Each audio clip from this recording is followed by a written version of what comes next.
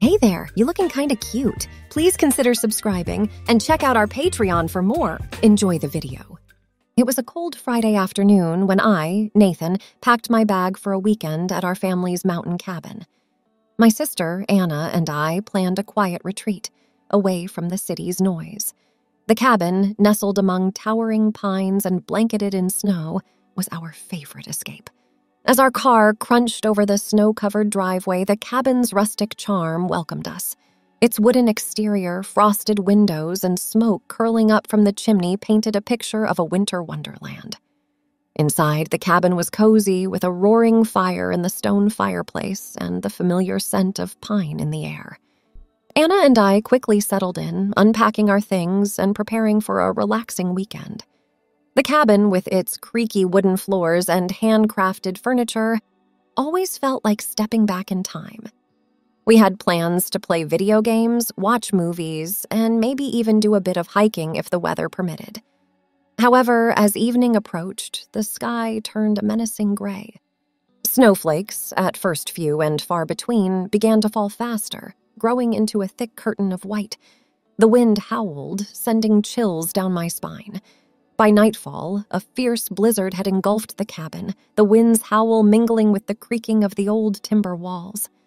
Anna and I peered out of the frosted windows, watching the blizzard transform the landscape into a sea of white. It was mesmerizing yet intimidating. As we turned away from the window, the cabin's lights flickered and then went out, plunging us into darkness. "Great, just great," I muttered, fumbling for a flashlight. The power outage meant no internet, no video games, no movies. Our main sources of entertainment were gone. Anna lit some candles, casting a warm glow around the room. "It's like we're in the olden days," she joked, trying to lighten the mood. But I couldn't shake off the feeling of being cut off from the world, isolated in a frozen wilderness. We spent the rest of the evening huddled by the fireplace, wrapped in blankets, trying to stay warm. The blizzard showed no signs of stopping, and I couldn't help but worry about how long we'd be trapped here. The cabin, once a cozy haven, now felt like a cage. Dinner was a simple affair, canned soup warmed over the fire. We ate mostly in silence, the crackling of the fire and the howling wind outside the only sounds in the cabin. After dinner, we tried to find ways to entertain ourselves. We played a few rounds of cards by candlelight, but our hearts weren't in it. As I lay in my makeshift bed by the fire that night, the wind's wails seemed to echo my own feelings of discomfort and unease. The cabin's charm was lost on me, overshadowed by the relentless storm outside and the feeling of being trapped. I missed the comfort of my own home, the easy access to entertainment, and the sense of normalcy. Anna seemed more at ease, almost enjoying the adventure of it all. But I couldn't shake the feeling of being out of place, out of my element. I longed for the blizzard to end, for a return to the familiar and the comfortable. But as the wind howled on, I knew we were in for a long night, trapped in the heart of the storm. The next morning, I woke up to the same white world outside the cabin. The snow was still falling and the wind was still howling. It felt like the blizzard would never end. Anna and I had breakfast, which was just cereal and milk. We didn't talk much. I was bored and a bit grumpy. After breakfast, Anna looked at me with a mischievous smile. "I have an idea for something fun we can do," she said. I raised my eyebrows, curious about what she had in mind. "Let's do a makeover. I'll turn you into a girl for a day," she exclaimed. At first, I was shocked. "Turn me into a girl? No way," I said. But Anna kept on persuading me. "Come on, Nathan, it'll be fun. We don't have anything else to do, and it's just for laughs. Plus, I've always wanted to try doing someone else's makeup." I thought about it. We really didn't have anything else to do, and it was just for fun. "Okay, fine, but just for today," I said, giving in. Anna clapped her hands excitedly and ran to her room. She came back with a big bag of makeup, some clothes, and a wig. "First, we need to pick out an outfit for you," she said, rummaging through the clothes. She held up a red dress and a pair of black leggings. "How about this?" I shrugged. "Sure, why not?" The dress was pretty, with little white flowers on it. I'd never worn anything like it before. Next, Anna started on the makeup. She sat me down and began applying foundation to my face. It felt weird, but kind of nice. Then she did my eyes, carefully putting on eyeliner and mascara. I blinked a lot at first, but then I got used to it. When she put on the lipstick, a bright pink color, I couldn't help but smile. It was so different from anything I'd ever done. After the makeup, Anna put the wig on my head. Looking in the mirror, I hardly recognized myself. I looked like a completely different person. "Wow, Nathan, you look amazing," Anna said, laughing. I had to admit it was a pretty big change. I felt strange, but it was also kind of exciting. "Now let's get you dressed," Anna said, helping me into the dress and leggings. The dress was soft and flowed around my legs. I'd never worn anything like it before. It was comfortable, but I felt self-conscious. Once I was fully dressed, Anna and I looked at my reflection in the mirror. I was surprised by how much I looked like a girl. My face was softer, and my eyes looked bigger with the makeup. The wig made me look like I had long hair. It was a weird feeling seeing myself like this. Anna and I laughed and joked around. She taught me how to walk in the dress and how to pose for photos. We took a bunch of silly pictures with her camera. It was fun, trying something so different and new. As the day went on, I started to get more comfortable in the dress and makeup. It was just a game, a way to pass the time during the blizzard. But it was also a chance to do something out of the ordinary, something I'd never even thought about before. Anna and I spent the rest of the day playing games and talking. It was nice spending time with her like this. We hadn't hung out like this in a long time. The makeover had started as just a way to kill time, but it turned into a fun day with my sister, doing something completely unexpected. As night fell, the cabin felt cozier, the storm outside less menacing. We had dinner, again just simple canned food, but it tasted better than last night.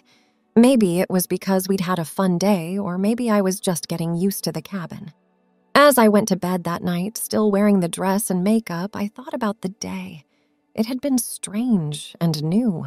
I was glad Anna had come up with the idea. It had turned a boring, snowed-in day into something memorable. The morning light peeked through the curtains, and I woke up still wearing the dress and makeup from the day before. I was surprised at how normal it felt now. The dress was comfortable, and I almost forgot I was wearing it. I got out of bed and stretched, looking out the window. The snow was still falling, but it didn't seem as scary anymore. Anna was already up, making breakfast in the kitchen. She turned around and smiled when she saw me. "Good morning, Natalie," she said, calling me by the name we'd made up for my girl version. I laughed and joined her in the kitchen. We had pancakes for breakfast, which Anna made from scratch. They were delicious and fluffy. We ate and talked about what we'd do today. Anna suggested we keep playing our game, and I agreed. It was fun, and there wasn't much else to do anyway.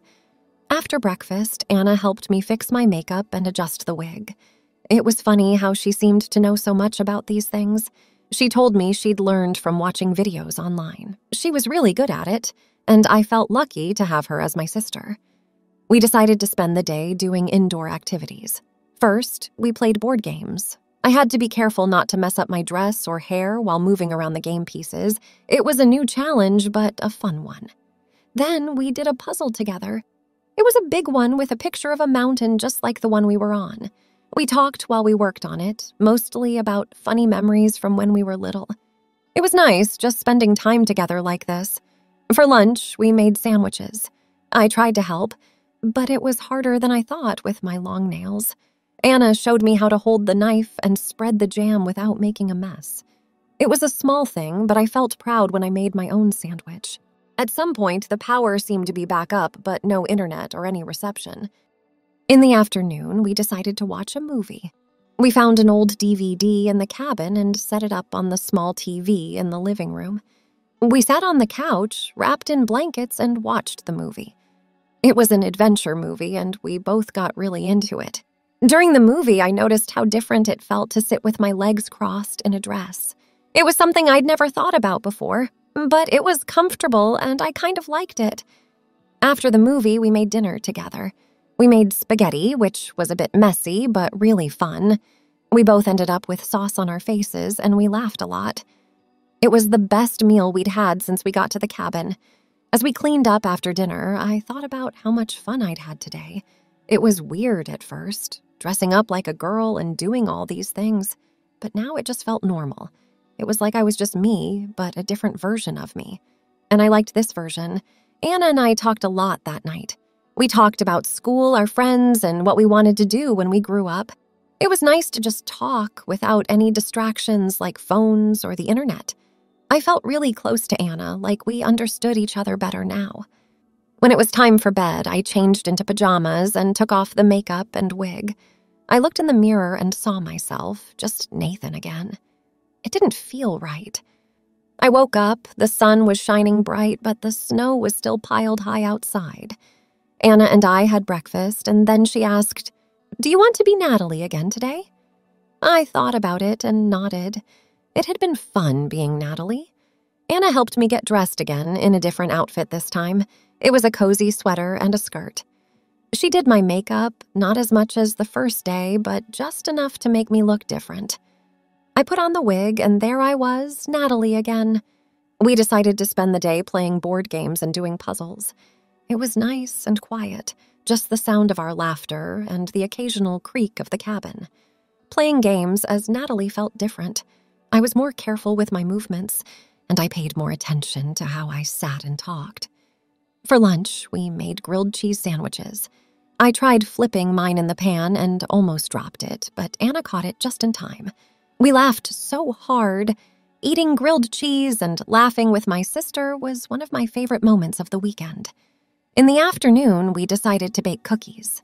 Anna read the recipe, and I measured the ingredients. It was tricky with the long nails, but Anna helped me. The cookies turned out great, warm and sweet. We ate them with milk and felt really happy. Later, we dressed up in funny costumes from a box in the attic and took silly photos. I wore a big hat and sunglasses, and Anna wore a scarf and a funny hat. We made funny faces and laughed a lot. As the sun started to set, we sat by the window and watched the snow. It was peaceful and quiet. I felt really close to Anna. We didn't say much, but we didn't need to. It was nice just being there together. For dinner, we made spaghetti again. This time, I was better at it, and I didn't get sauce on my face. We talked about our favorite movies and TV shows while we ate. It was a simple dinner, but it was perfect. After dinner, we sat by the fire and talked about everything and nothing. Anna told me stories about her friends, and I told her about mine. We laughed and shared secrets. I felt like I could tell her anything. Before bed, Anna said, "I'm really glad we did this, Nathan. It was a lot of fun." I nodded. "Me too, Anna. It was different, but I liked it." On the last morning at the cabin, I woke up early. The sun was shining, and when I looked outside, I saw that the snow had stopped. It was still everywhere, but the sky was clear. Today, we could probably go home. I went to the kitchen where Anna was making breakfast. "Looks like the snowstorm is over," she said, flipping pancakes. "Yeah," I replied, feeling a mix of happy and sad. Happy because we could go home, but sad because our special weekend was ending. We ate breakfast, talking about the fun we had over the past few days.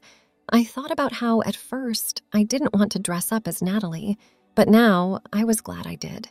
It was different, but it was a lot of fun. After breakfast, Anna and I packed our bags. I folded the clothes I had worn as Natalie and put them away. It felt strange saying goodbye to her. Even though it was just me in a costume, it felt like I was saying goodbye to a friend. "We should do this again sometime," Anna said, smiling. "Yeah, we should," I agreed. I was surprised by how much I meant it. We cleaned up the cabin, making sure everything was just like when we arrived. Then we loaded our bags into the car. I took one last look at the cabin. It had been a good place, full of fun memories. The drive back home was quiet. Anna and I were both tired, but it was a good kind of tired. We had spent the weekend doing something totally different, and it was an adventure. As we drove, I looked out the window at the snowy mountains passing by. I thought about how at first I was scared and uncomfortable with the blizzard and being stuck in the cabin. But now I was taking home so many happy memories. I learned that trying new things, even if they seem strange at first, can be really fun. I also learned how nice it is to spend time with my sister. We had laughed and talked and shared so many things. It was like we were best friends. When we got home, our parents were happy to see us. They had been worried about the blizzard. We told them about our weekend, about the games and the cookies and the dress-up. They laughed and seemed glad we had fun. I spoke with my sister. We should do this again sometime. Yes, we should, I smiled. Thanks for watching. Be sure to check out Patreon for a lot more content and early access to YouTube videos.